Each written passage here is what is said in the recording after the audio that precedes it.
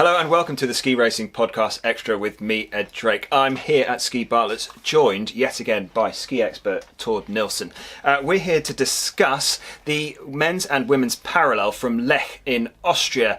They were racing today and yesterday, so that was Thursday and Friday, and it was some absolute quality racing, wasn't it, Tord? It was really good. And just before we get started, we're just going to mention our sponsor, Powderhound, who are the leading lifestyle mountain homeware company here from London. They are. And Ed, how can you get a bit of discount? If you go on their website, powderhound.london, and then type in the code on when you're exiting, when you're in your basket, it's SkiPod10, and you'll get yourself a cheeky discount. Perfect, in line for Christmas. Absolutely. Okay, let's get to the racing. It was parallel, so not parallel slalom, not parallel GS, just parallel. Straight up parallel. Exactly. No cross-blocking anymore, No. Unfortunately. Thankfully. Thankfully. I'm a fan, he's not. And anyway, we were going to women's. How was it? It was awesome, and there was plenty of snow thanks to the snow guns. They worked round the clock to make sure that we had a white patch to race on down in Lech. It was a really great set of races. There was about 60 odd starters. They had to whistle it down to only 16 that got to qualify for the televised part, the part you would have seen on TV, down to 16. Britain's Alex Tilley was 17th, narrowly missing out. I think 500 she missed out on by, but valuable World Cup points, so congratulations there, Alex. Good effort. So let's go to the podium, and when I say podium, I'm going to talk fourth as well, because it's being the parallel. Yeah. So fourth we had Sarah Hector. Yeah, she narrowly got beaten by Lara Gutbarami, so it was a really close affair for those two. And Sarah, I think, was really quick in the qualification rounds. I'm pretty sure. Second, I think. Yeah, look down my notes, second place. So she just narrowly missed out on the big final, but then and also had a couple of issues in the small. And Lara Gutbarami now, not just Lara Gut. Not just she'd not been on a GS podium for 4 years, Yeah. according to Instagram. Yeah, which is the oracle. You know, every bit of That and Wikipedia. real news is on Instagram. Absolutely. No, she nearly 4 years since her last GS podium, and she was quickest in the qualification rounds. And it's really nice to see her back on the podium. It's been a little while, a bit of a topsy-turvy sort of last few years for her form across the board, whether it's speed or tech discipline. So, yeah, good. And then we move into the big final, which was Vlhova against Moltzen. And to be honest, I think we all kind of knew where that was going, right? Well, you say that. On paper, we knew where it was going. But actually, Paula Moltzen pushed Vlhova every step of the way. She fell in the final leg of the final, because it was 2 legs. Every round is done twice, so you get a ski on the red and the blue if you didn't watch it. So Paula, actually, I think she would have had her, but she fell about 4 gates from home. We'll have a little look at that in a minute. But Paula Moltzen from nowhere, hasn't been on a World Cup podium before. She's battled her way back from injury. We nearly got the fairy tale. We nearly got the World Cup win. But second place was really good. Vlhova, she really sort of snuck her way through. So I've written it down. So in the first round, she advanced by only 0.04 of a second over one of the Dutch ski racers who very nearly had her. The next round, she faced Brignoni and she beat her by 0.04. And in the semi-finals, she beat Sarah Hector, who was in fourth, ended up in fourth, by only 100th. So she absolutely just snuck her way through. But it is all about those margins. We spoke about it last time we were on together. It's just those small little margins. It doesn't matter how much you win by. It's a classic sort of phrase, which is from what's the movie? Doesn't matter if you win by an inch or a mile. Winning's winning. I don't know. If you know, Fast and the Furious. Comment. Fast and the Furious. Everything happens in quarter of a mile. Exactly. Shall we have a look at how she actually did it with those small margins? Let's do it. Let's do it. Here we go. Right at the top, so you can see Paula Moltzen has a 2/10 disadvantage because this is the second run of the final. So both girls off to a really quick start. Moltzen actually makes up really good time on this top section. So by the time we've come to a third down, Moltzen's actually got herself a ski length or so in front. You can see just how hard they're working through this section just here. Moltzen just moving slightly inside. You can see their weight coming over towards this inside ski. And Vlhova, again, look at that separation, just spectacular. But then this is where Vlhova really uses that power. This is the middle flat, so we're about halfway down now. You can see that Vlhova's about a ski length behind still. And now, as we come across the flat, Moltzen gets a little bit too straight, and then all of a sudden it's flipped the script here as we see Vlhova taking a ski length or so, half a ski length into this final pitch.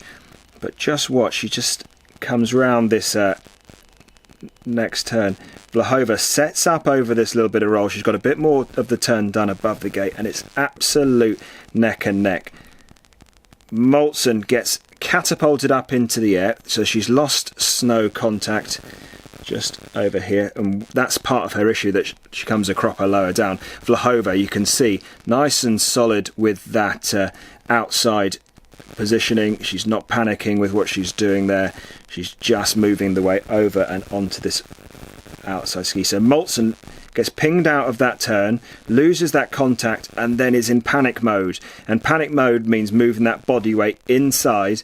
Vlhova, solid skiing, rolls up cleanly over that ski. You can see Moltzen now finds herself just in front as we come across. You can see nice straight line across there. And Vlhova's got work to do. Moltzen is in recovery mode though. And as we see here, doesn't quite go the way that Moltzen had planned. A lot of weight on that inside ski, and that is enough to lose contact with the outside foot, and Vlhova can then coast to the finish. Vlhova spent a lot of the day just on the right side, and that's exactly how she finished up with the first parallel of the year as the victor. Right, on to the men, which was tonight. So we were recording this straight after the race. It was a great race. I mean, really exciting. I think we didn't really know who was going to win all through it. Obviously, I missed the crowd noises. I wish we had a little bit more of a atmosphere, but it was great to see, wasn't it? It was. I mean, again, great to have racing back, so we'll take it any which way. But the course set was slightly more offset for the men, which proved a little bit more challenging, and we saw some great racing. Kilder got knocked out in the first round, so he managed to make it into that final 16 that we talked about in terms of the qualifications. So he got knocked out in the first round. We were both gutted. I just want to stop there because we both had him for our prediction league, which is going on, as you might know from the podcast. I know. I'm gutted. I thought it was going to be his race. He's a powerful skier. It was GS, and then he makes a mistake. Yeah, it was a real shame because again, it's over 2 legs. He won the first leg and then made a big mistake in the second. And looked great. Yeah, and he looked really fast. He was powerful, as you could expect. Good start, nice and strong through the opening turns. Yeah, well, that's ski racing. Real shame. But yeah, I am gutted because I'm walking away with 0 points from the whole weekend in terms of my predictions league standing, which hurts a lot. It does hurt, but you know we can't win our own competitions. So we can try. We move on. So again, because it was parallel, we're going to talk about the top 4. Yes. So the small final and the big final. So we had Pinturault, which we were just discussing now. That it's great to see an Austrian male doing so well on home snow. Yeah. So he faced off against Alex Schmid, who again somebody that pops up every now and again into the World Cup top 10, but he's not sort of consistent at the sharp end. So at Pinturault, we've seen him more in slalom, regular slalom last season.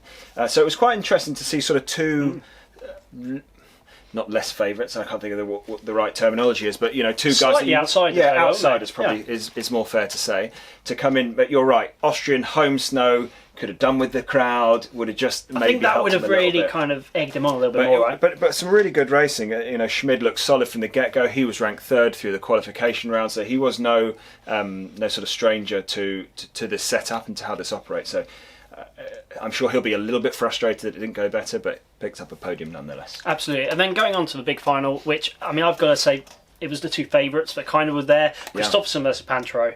I mean, Red Bull versus Red Bull. Yeah.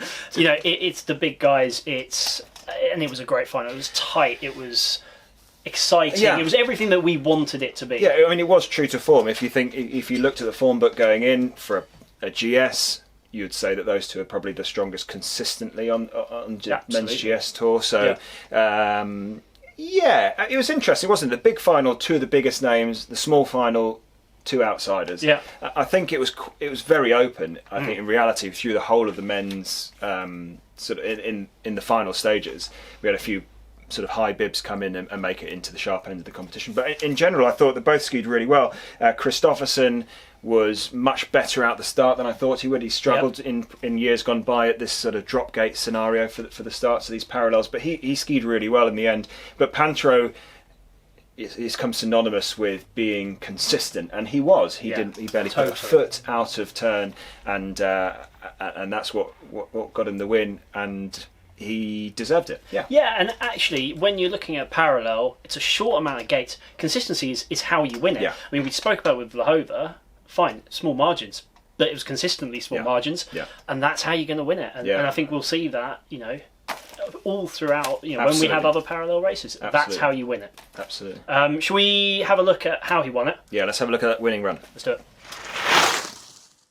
So, pre-race favourites, Christopherson and Pinturault in the gate for their second run of the men's parallel final. Christopherson has 0.16 to try and make up, but Christopherson there very, very quick out of the gate and finds himself pretty much on par by the end of the first quarter of this second leg. If anything, finds himself a little bit ahead, but just when he's settling into the rhythm, Christopherson just loses the outside ski, just the pressure coming off, just sucks a bit of speed away from that charging second run. And Pinturault now, again, ever the technician, ever the consistent racer. The Frenchman now looks like he's pulling away slightly, but this second half of the blue course is definitely a little bit quicker. So Christopherson has a chance still, and this final roll. Pinturault again just so solid. Christopherson now with all the work to do hasn't quite got what it takes a few risks by running a straight line, but Pinturault just managing to hold on. The cool, calm, collected Frenchman takes the opening parallel World Cup of the 2020-2021 season. Thanks, Ed, that was awesome. So we've got the podcast coming out on Monday, is it? Yeah. It's going to be out late Monday, so keep your eyes out for your inboxes. Make sure you're subscribed. Make sure you do it now. And so, you can find us on there where we'll go into a little bit more detail. We'll get Ben on there to give you some more stats, because it turns out not so great at the stats. But again, thank you for joining us. The next race for the women is next weekend, so that's the 5th and the 6th, and they're in Samaritz in Switzerland racing double Super G, whilst the men have got double GS. It was supposed to be in Val d'Isère, but due to lack of snow, they moved it over Santa Caterina in Italy, where they will race double GS on Saturday and Sunday 5th and 6th. So until then, Tord, thank you very much. Ski Bartlett's, thanks for having us, and we will see you next time. Goodbye for now.